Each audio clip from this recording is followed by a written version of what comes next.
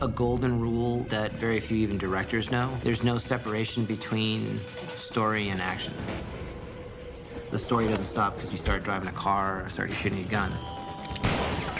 For me, action has always been about if I'm there, then that connection between the audience and I and the character is close to visceral emotional impact.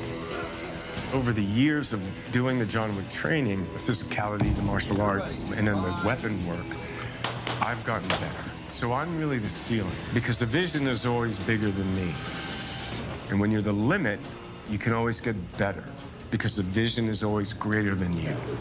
And for me, it's such a pleasure and a pressure, but also it's the best kind of, like, you've got to be better to realize the vision, because then the character and the story can be more profound. And with John Wick Chapter 3 Parabellum, the vision was really high.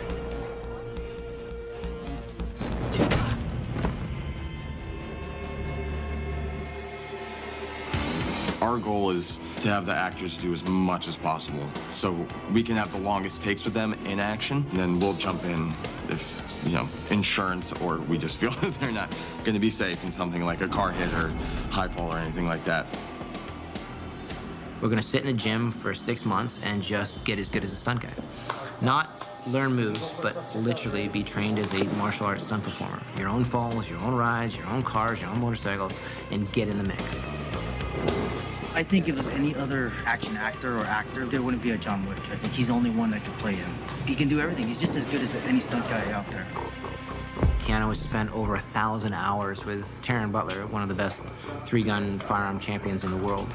He's spent thousands of hours with the 8711 stunt team learning judo, jiu-jitsu, sambo, and all the arts that come along with it. Not just the art form of martial arts, but the choreography sense of it, the endurance sense of it. And being over 50, the physical limitations that one gets at that age has to be overcome with even more hours of physical fitness training. It really was one of the hardest, if not the hardest, physical stories I've had to tell. Because there's a lot more action in Parabellum than there is in the other two films.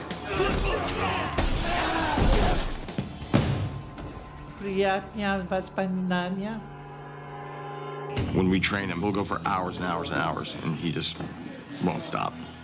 I mean, you don't get to show up and do what he does without having a stellar work ethic. He's determined, he's relentless in his pursuit, he's talented in this area, and he's fearless. He will try and do anything, and he won't stop until he gets it right. He puts in the time, and you can't be John Wick if you didn't really go to the gym, go to the training facility, and actually put in the work.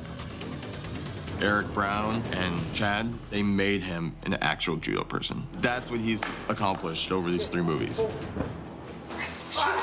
You can't just do one take and move on. It is 12 hours a day for weeks, sometimes months of action. In John Wick 3, 5 months of nothing but action sequences is a lot. In the rain, in New York, running up and down Fifth Avenue, riding horses, riding motorcycles, and getting the shit kicked out of you by some of the best martial arts stuntmen in the business.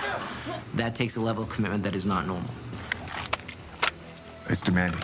But that demanding, that thing, is also, it's pleasure, right? Which I love. That's what makes him special. He understands the connection. He understands why he's doing it, and he's more than willing to give the time. And if you see the other cast members that went through the same action training in Parabellum, they understand the same level of commitment.